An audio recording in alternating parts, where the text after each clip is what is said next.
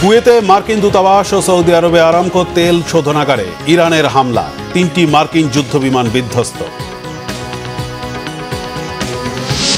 Ali Khamenei নিহতের ঘটনায় ঢাকার আনুষ্ঠানিক শোক। মধ্যপ্রাচ্যে নিহত 2 বাংলাদেশি, প্রবাসীদের সার্বক্ষণিক খোঁজ খবর রাখছে পররাষ্ট্র মন্ত্রণালয়। জ্বালানি সংকট, অসহনীয় মূল্যস্ফীতি ও রপ্তানিতে নেতিবাচক প্রভাবের শঙ্কা বিশেষজ্ঞদের।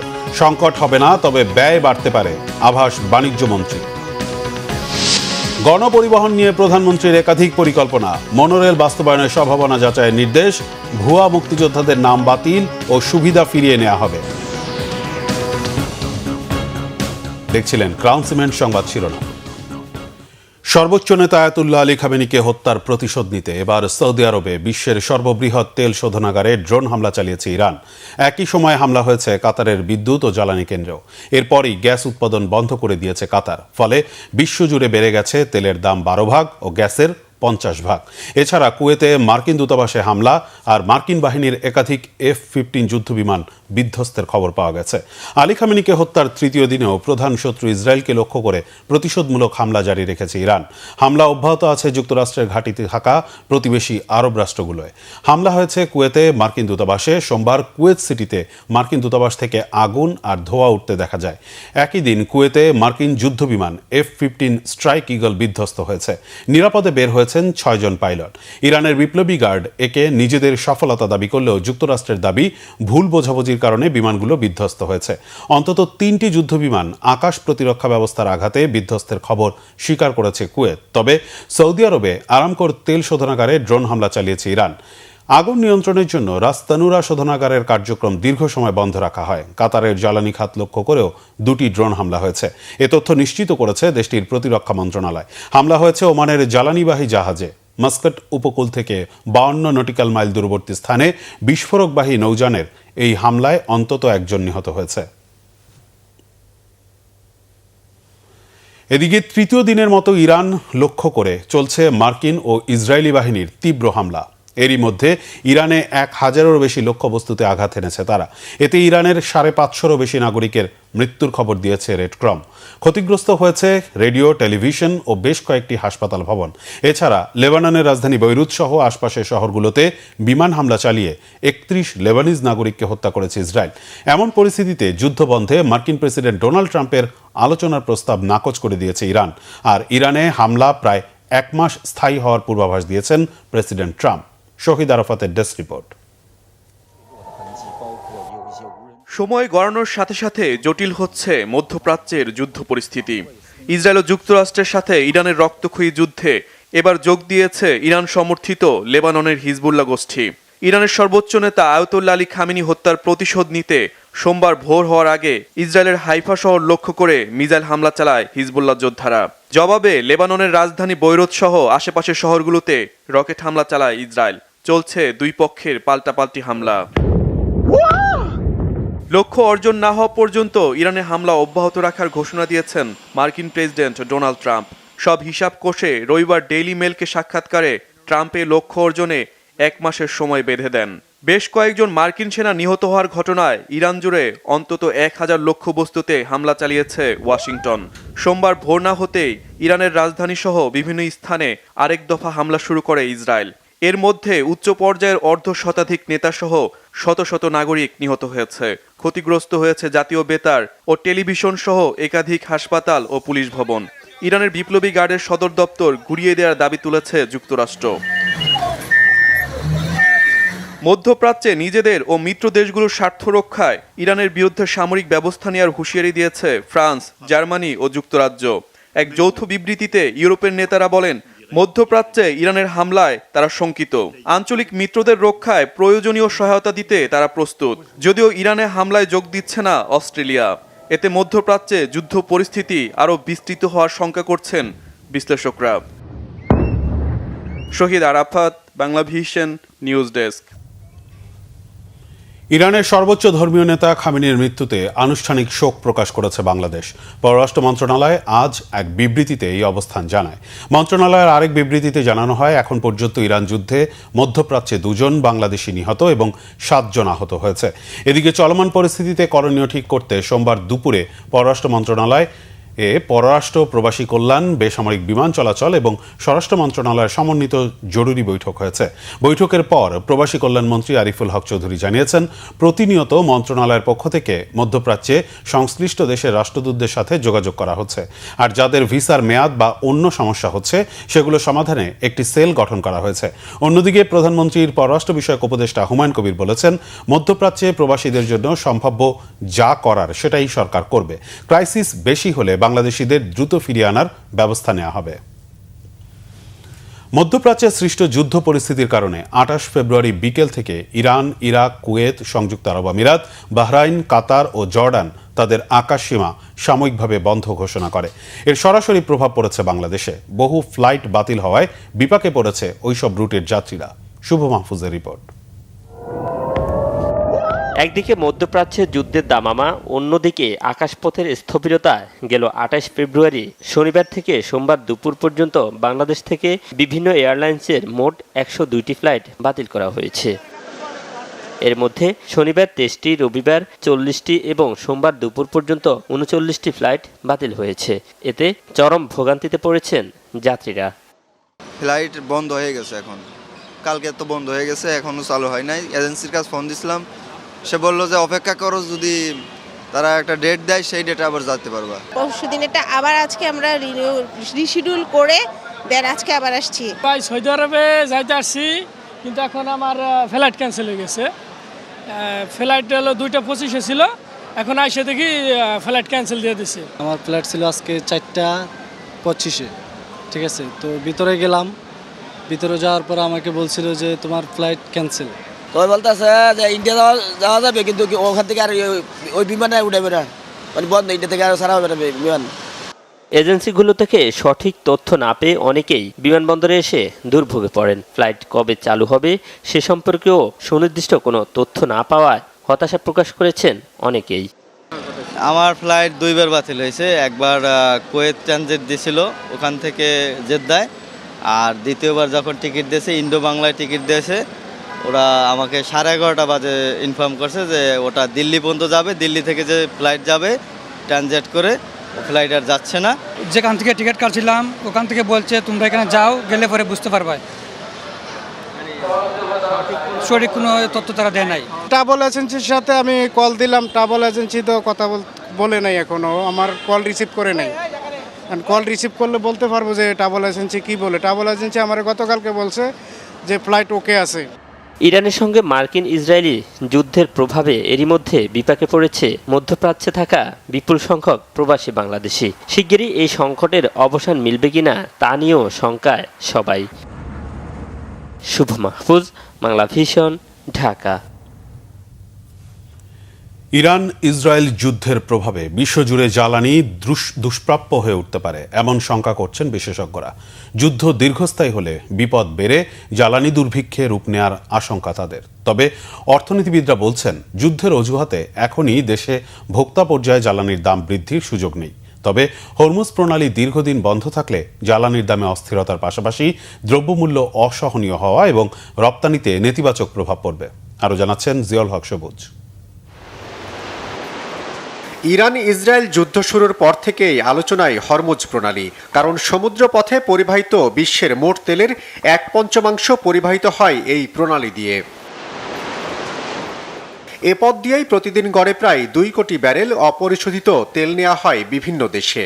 ইরান, ইরাক, কুয়েত, কাতার বা সৌদি আরব, দুবাই থেকে জ্বালানি তেল ও তরলায়িত প্রাকৃতিক গ্যাস বিভিন্ন দেশে সরবরাহ হয় এই সমুদ্র পথে। তাই যুদ্ধ শুরুর পর থেকেই সংকটের কেন্দ্রবিন্দু হরমুজ প্রণালী। হরমুজ প্রণালী বন্ধ যদি করে দেয়, না করে দিলেও জাহাজ চলাচল সীমিত হয়ে যাবে এবং এমনি থেকে নিজে থেকেই জাহাজ চলাচল বন্ধ হয়ে যাবে। কারণ তাদের একটা সিকিউরিটি আছে না। আমাদের এলএনজি পাওয়া যাচ্ছিল না, কারণ আমরা বলতেছিলাম যে আমরা জাহাজ পাচ্ছি না, সরকার জাহাজ ভাড়া করে কোথাও পাচ্ছিল না। তো ওই অবস্থায় যদি সেটা হয়, এখন জ্বালানির প্রাপ্যতাই তো দুষ্প্রাপ্য হয়ে যাবে। জ্বালানি তখন দুষ্প্রাপ্য, জ্বালানি তখন দুর্ভিক্ষ লেগে যাবে, জ্বালানি বুভুক্ষার শিকার হবে শুধু বাংলাদেশ না, আনুষঙ্গিক সব দেশ যারা রপ্তানি করে, আমদানি করে। তবে এর কারণে ভোক্তা পর্যায়ে জ্বালানির মূল্য বৃদ্ধির কোনো সুযোগ নেই। তার একটা বড় কারণ হলো দীর্ঘদিন থেকেই ভোক্তারা উচ্চ মূল্যে জ্বালানি কিনছেন, বিপিসি সেখানে মুনাফা করছে। বিপিসি 2025 সালে প্রায় 4700 কোটি টাকা মুনাফা করেছে।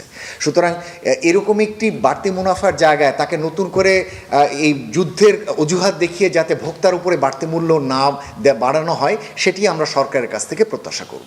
বিশ্লেষকরা বলছেন হরমুজ প্রণালী দিয়ে পরিবহনের 84% তেল যায় এশিয়ার বাজারে। তাই যুদ্ধ বেশি দিন চলতে থাকলে জ্বালানি সংকট ভয়াবহ হতে পারে। যেহেতু বাংলাদেশের দীর্ঘমেয়াদী জ্বালানির কন্ট্রাক্টগুলো করা আছে মধ্যপ্রাচ্যের দেশগুলো এবং দক্ষিণ পূর্ব এশিয়ার দেশগুলোর সঙ্গে, সুতরাং সেই হিসেবে আপাতভাবে জ্বালানি জনিত অভ্যন্তরীণ বাজারে সংকটে পড়ার কথা না। কিন্তু সমস্যা হবে যদি হরমুজ প্রণালী বন্ধ হলে, যদি জ্বালানি সরবরাহ চ্যানেলে যদি কোনো সমস্যা তৈরি হয়, তাহলে বাংলাদেশকে হয়তো সেক্ষেত্রে দক্ষিণ পূর্ব এশিয়ার যে দেশগুলোর সঙ্গে তার চুক্তি রয়েছে, মালয়েশিয়া, ব্রুনেই, এই সমস্ত দেশগুলোকে হয়তো ব্যবহার করার প্রয়োজন পড়বে। আমাদের এমনিতেই অর্থ নেই, টাকা নেই, বৈদেশিক মুদ্রা নেই, আমরা জ্বালানি কিনতে পাচ্ছি না এখনই। আর যদি আন্তর্জাতিক বাজারে জ্বালানি দুষ্প্রাপ্য হয়ে যায় তাহলে তো তার দাম অনেক বেড়ে যাবে। মানুষ ভাত না পেয়ে মারা গেছে, জ্বালানি না পেয়ে কি হবে সেটা তো মানুষ দেখেনি। এই আধুনিক বিশ্বে জ্বালানি ছাড়া মুহূর্ত চলে না। যুদ্ধের কারণে মধ্যপ্রাচ্য জুড়ে অস্থিরতায় জনশক্তি রপ্তানি ও সার্বিক ব্যবসা বাণিজ্যে নেতিবাচক প্রভাব পড়ার শঙ্কা অর্থনীতি বিশ্লেষকদের। যারা এই মুহূর্তে বাংলাদেশে আটকে গেছেন। জিয়াউল হক সবুজ, বাংলা ভিশন, ঢাকা। হরমুজ প্রণালী বন্ধ থাকলেও জ্বালানি সহ অন্যান্য পণ্যের সংকট হবে না বলেছেন বাণিজ্যমন্ত্রী খন্দকার আব্দুল মুক্তাদির। সোমবার সচিবালয়ে ভারতীয় হাইকমিশনার প্রণয় ভর্মার সঙ্গে বৈঠক শেষে তিনি এ মন্তব্য করেন। দিল্লির হাইকমিশনার জানান, বাংলাদেশের সাথে তার দেশের সম্পর্ক ঐতিহাসিক, দ্বিপক্ষীয় বাণিজ্যিক সম্পর্ক আরও এগিয়ে নিতে চায় ভারত। বাণিজ্যমন্ত্রী জানান, ভারতের সাথে বাণিজ্যিক সম্পর্কে আরও গতি আনতে হাইকমিশনারের সাথে আলোচনা হয়েছে। এর মাধ্যমে নতুন সরকারের প্রতিনিধি হিসেবে পরিচিত হওয়া ও বিভিন্ন বিষয় অবহিত করা হয়েছে। আলোচনা হয়েছে বন্ধ থাকা সীমান্ত হাট চালু সহ অন্যান্য বিষয়েও। বাণিজ্যমন্ত্রী বলেন, এটি সম্পর্কের শুরু। হরমুজ প্রণালী বন্ধ থাকলে জ্বালানি সহ অন্যান্য পণ্যের সংকট না হলেও খরচ বাড়তে পারে বলে শঙ্কা বাণিজ্যমন্ত্রীর। জনবান্ধব পরিবহন ব্যবস্থা গড়তে মেট্রো রেলের পাশাপাশি মনোরেল চালুর বিষয়টি বিবেচনা করছে সরকার। বিশেষ করে নারী যাত্রীদের নিরাপত্তা নিশ্চিতে দ্রুত পদক্ষেপ নেওয়ার কথা জানিয়েছেন প্রধানমন্ত্রী তারেক রহমান। সোমবার সচিবালয়ে পরিবহন বিশেষজ্ঞ অধ্যাপক শামসুল হকের সঙ্গে বৈঠকে তিনি এই পরিকল্পনার কথা জানান। ভুয়া মুক্তিযোদ্ধাদের নাম পর্যায়ক্রমে বাতিলের পাশাপাশি আর্থিক সুবিধাও ফিরিয়ে নেওয়ার কথা জানিয়েছেন মুক্তিযুদ্ধ বিষয়ক মন্ত্রী হাফিজউদ্দিন আহমদ। রিপোর্ট সৈয়দ আব্দুল মুহিতের। সোমবারও সচিবালয়ে নিজ কার্যালয়ে ব্যস্ত সময় পার করেছেন প্রধানমন্ত্রী তারেক রহমান। শুরুতে বৈঠক হয় বাংলাদেশ প্রকৌশল বিশ্ববিদ্যালয়ের অধ্যাপক ডক্টর এম শামসুল হকের সাথে। বৈঠকের পর তিনি জানান, গণপরিবহন আধুনিকায়ন ও মানুষের দুর্ভোগ কমাতে একাধিক বড় উদ্যোগের পরিকল্পনা নিয়েছেন প্রধানমন্ত্রী।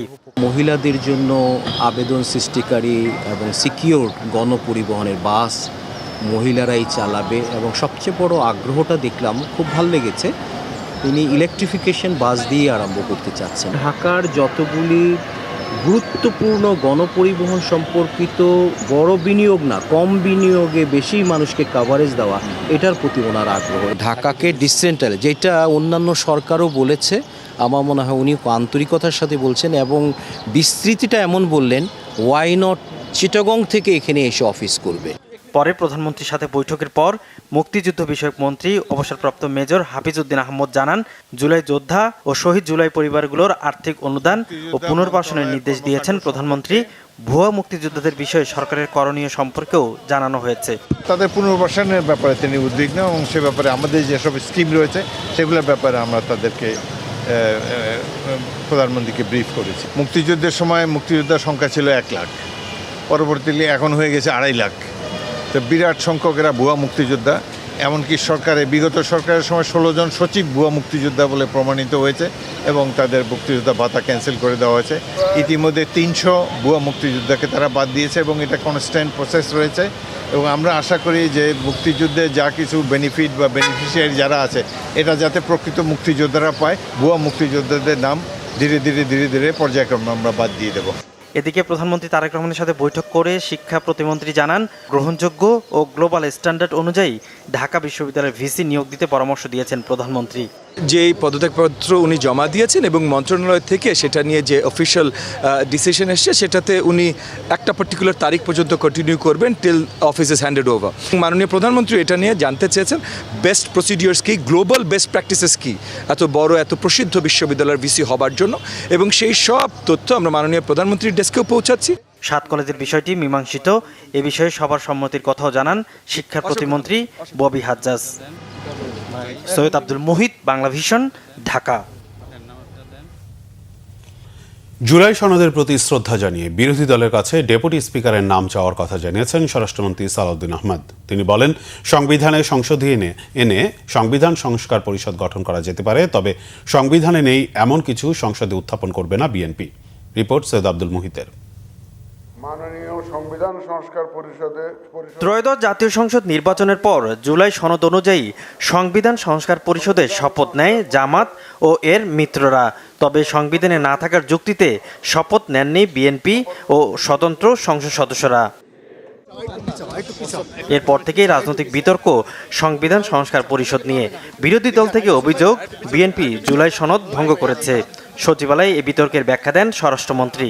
এটা একটা রাজনৈতিক অধিকার হিসেবে তারা বলতে পারে, কথা বলার অধিকার আছে, তারা দাবি তুলতে পারে, কিন্তু অসাংবিধানিক কোনো কিছু আমরা জাতীয় সংসদে উত্থাপন করতে পারি না। আমরা বলেছি যদি গণভোটের রায় অনুসারে সংবিধান সংস্কার পরিষদ গঠন করতে হয়, সেটা জাতীয় সংসদে আলাপ আলোচনার মাধ্যমে এবং গণভোটের রায় কার্যকর করার মাধ্যমে করতে হবে, এবং সেই ক্ষেত্রে সংবিধানের সংশোধনী আনতে হবে। সংবিধানের সংশোধনী আনলে সেটা সংবিধানে ধারণ করার পরে জাতীয় সংবিধান সংস্কার পরিষদের সদস্য হিসেবে শপথ নেওয়া হবে কিনা, কারা সেই শপথ গ্রহণ করাবেন, কে করাবেন, কোন ফর্মে করাবেন, সেগুলো সব ধারণ করতে হবে। তো সুতরাং এগুলো একটা দীর্ঘ প্রক্রিয়া, আলাপ আলোচনার বিষয়। জানান, বিরোধী দল থেকে ডেপুটি স্পিকার মনোনীত করার জন্য মৌখিকভাবে প্রস্তাব দেওয়া হয়েছে। প্রারম্ভিক সেশনে প্রথম দিনে রাষ্ট্রপতি ভাষণ দিবেন, সেটা এখনো পর্যন্ত সংবিধানে বহাল আছে, প্রথা আছে, ট্র্যাডিশন আছে। সুতরাং সেই হিসাবেই হবে। কেউ যদি দাবি করে সেটা ভবিষ্যতে যদি সংবিধানের সংশোধন করে যে রাষ্ট্রপতি আর ভাষণ দিবেন না, সেটা তখন দেখা যাবে। জুলাই জাতীয় সনদে যে আমরা যেটা ঐক্যমতের ভিত্তিতে যেটা আমরা সমঝোতায় এসেছি, রাজনৈতিক সমঝোতার দলিল হিসাবে, সেটার বাস্তবায়ন এখন থেকে শুরু করতে চাই। সেই জন্য আমরা আমাদের দলের পক্ষ থেকে প্রধান বিরোধী দলকে আমরা মৌখিকভাবে আমরা সাক্ষাতে তাদেরকে অফার করেছি, তারা যেন ডেপুটি স্পিকার তারা ঠিক করেন এবং সেটা সংসদে স্পিকার নির্বাচনের দিন একই সাথে নির্বাচিত হতে পারে। স্বরাষ্ট্রমন্ত্রী জানান, 133টি অধ্যাদেশ সবগুলোই নিয়ম অনুযায়ী জাতীয় সংসদের অধিবেশনের প্রথম দিন উপস্থাপন করা হবে। সৈয়দ আব্দুল মুহিত, বাংলা ভিশন, ঢাকা। ত্রয়োদশ জাতীয় সংসদের চিফ হুইপ হয়েছেন বিএনপি দলীয় সংসদ সদস্য নুরুল ইসলাম মনি। তিনি বরগুনা 2 আসন থেকে একাধিকবার সংসদ সদস্য নির্বাচিত হয়েছেন। সোমবার জাতীয় সংসদ সচিবালয়ের মানব সম্পদ শাখা থেকে জারি করা এক প্রজ্ঞাপনে এ তথ্য জানানো হয়েছে। নতুন চিফ হুইপ নুরুল ইসলাম মনি বিএনপির ভাইস চেয়ারম্যান। একই দিন সংসদের হুইপ হিসেবে নিয়োগ পান 6 জন সংসদ সদস্য। তারা হলেন হবিগঞ্জ 3 আসনের সংসদ সদস্য জি.কে. গাউস, খুলনা 3 আসনের রকিবুল ইসলাম বকুল, শরীয়তপুর 3 আসনের মিয়া নুরুদ্দিন আহমেদ অপু, নাটোর 2 আসনের রুহুল কুদ্দুস তালুকদার দুলু, দিনাজপুর 4 আসনের আখতারুজ্জামান মিয়া এবং লক্ষ্মীপুর 4 আসনের সংসদ সদস্য আশরাফ উদ্দিন নিজান। আগামী 12 মার্চ ত্রয়োদশ জাতীয় সংসদের প্রথম অধিবেশন শুরু হবে। নির্বাচনী ইস্তেহার পূরণে কাজ করে যাচ্ছে সরকার, জানিয়েছেন তথ্য ও সম্প্রচার মন্ত্রী জহিরুদ্দিন স্বপন। সোমবার সচিবালয়ে বাংলাদেশ সেক্রেটারিয়েট রিপোর্টার্স ফোরাম আয়োজিত মিট দ্য প্রেস এ তিনি একথা বলেন।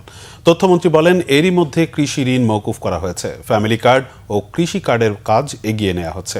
তথ্যমন্ত্রী বলেন, সরকারের যাত্রা শুরু হয়েছে, দেশকে এগিয়ে নিতে কাজ চলমান থাকবে। তথ্যমন্ত্রী বলেন, সাংবাদিকদের সচিবালয়ে প্রবেশের ক্ষেত্রে ডাটাবেজ মেনটেন করে সহজ করা হবে। জানান, নীতিমালার আওতায় অ্যাক্রেডিটেশন কার্ডের সুবিধা দেওয়ার উদ্যোগ নিচ্ছে সরকার।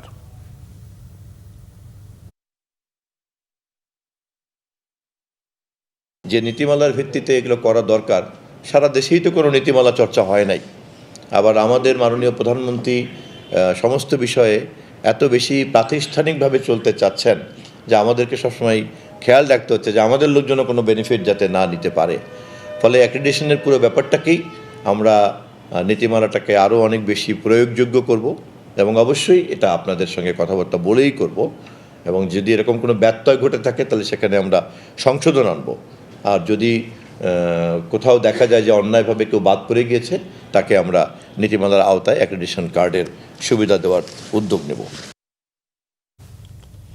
প্রধানমন্ত্রীর স্পিচ রাইটার হিসেবে নিয়োগ পেয়েছেন বার্তা সংস্থা ইউএনবির সম্পাদক এস.এ.এম. মাহফুজুর রহমান। এছাড়া সাংবাদিক মোস্তফা জুলফিকার হাসান শিপলু, মোহাম্মদ সুজাউল্লাহ ও মোহাম্মদ জাহিদুল ইসলামকে প্রধানমন্ত্রীর উপপ্রেস সচিব পদে নিয়োগ দেওয়া হয়েছে। সোমবার জনপ্রশাসন মন্ত্রণালয় থেকে 4টি প্রজ্ঞাপন জারি করা হয়েছে। প্রজ্ঞাপনগুলোতে বলা হয়, প্রধানমন্ত্রীর উপপ্রেস সচিব পদে গ্রেড 4 বেতন স্কেলের সর্বশেষ ধাপের বেতনে যোগদানের তারিখ থেকে প্রধানমন্ত্রীর মেয়াদকাল বা তার সন্তুষ্টি সাপেক্ষে তাদের চুক্তিভিত্তিক নিয়োগ প্রদান করা হলো। এই নিয়োগগুলোর অন্যান্য শর্ত চুক্তিপত্র দ্বারা নির্ধারিত হবে বলেও প্রজ্ঞাপনগুলোতে জানানো হয়। মোহাম্মদ সুজাউদ্দৌলা সুজন মাহমুদ দেশের জনপ্রিয় স্যাটেলাইট টেলিভিশন চ্যানেল বাংলাভিশন ডিজিটালের চিফ রিপোর্টার হিসেবে কর্মরত ছিলেন। আদালতকে দলীয় এজেন্ডা বাস্তবায়নে ব্যবহারের চেষ্টা হলে তার কঠিন পরিণতি হবে, হুঁশিয়ারি দিয়েছেন এনসিপির আহ্বায়ক নাহিদ ইসলাম। চট্টগ্রাম পাঁচলাইশে একটি রেস্টুরেন্টে এনসিপির চট্টগ্রাম বিভাগ আয়োজিত ইফতার মাহফিলে তিনি কথা বলেন। অভিযোগ করেন, জুলাই সনদ ও গণভোটের ভিত্তিতে নির্বাচন ও সরকার গঠিত হয়েছে। সেই গণভোটের রায়কে বাতিলের চেষ্টা চলছে আদালতকে ব্যবহার করে। চট্টগ্রামে ফ্যাসিস্টদের আস্ফালন এখনও কমেনি, তাদের প্রতিহত করতে হবে। এনসিপি ও আওয়ামী লীগ একসঙ্গে থাকতে পারে না উল্লেখ করে নাহিদ বলেন, যেখানে আওয়ামী লীগ অফিস খুলবে সেখানেই প্রতিরোধ গড়ে তোলা হবে। এ সময় স্থানীয় সরকার নির্বাচনে এনসিপি অংশ নেবে বলেও জানান তিনি। পাশাপাশি গণভোটের গণরায় দ্রুত বাস্তবায়নের জন্য সরকারকে আহ্বান জানান city mayor doctor Shahadat Hossain, সংসদ সদস্য শাহজাহান চৌধুরী, এনসিপির সদস্য সচিব আক্তার হোসেন, মুখ্য সমন্বয়ক নাসির উদ্দিন পাটোয়ারি, মুখ্য সংগঠক দক্ষিণাঞ্চল হাসনাত আবদুল্লাহ সহ দলের নেতাকর্মীরা উপস্থিত ছিলেন।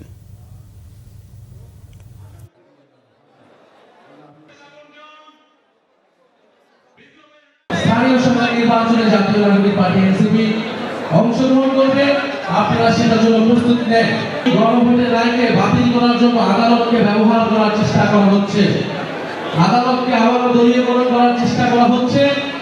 আমরা স্পষ্টভাবে বলতে চাই, আদালতকে যদি রাজনৈতিক এজেন্ডার কারণে, নিজেদের দলীয় এজেন্ডার কারণে ব্যবহার করা হয়, চেষ্টা করা হয়, তার পরিণতি খুবই করুণ হবে। বিএনপি আদালতের মাধ্যমে জুলাই সনদ বাস্তবায়নকে বাধাগ্রস্ত করছে বলে অভিযোগ করেছেন এনসিপির মুখপাত্র আসিফ মাহমুদ সজীব ভুঁইয়া। সন্ধ্যায় রাজধানীর বাংলা মোটরে এনসিপির অস্থায়ী কার্যালয়ে দলটির নবগঠিত সংস্কার বাস্তবায়ন বিষয়ক কমিটির জরুরি সংবাদ সম্মেলনে তিনি একথা বলেন। জানান, জুলাই সনদ বাস্তবায়ন বিষয়ে বিএনপির ষড়যন্ত্র পূর্ব পরিকল্পিত।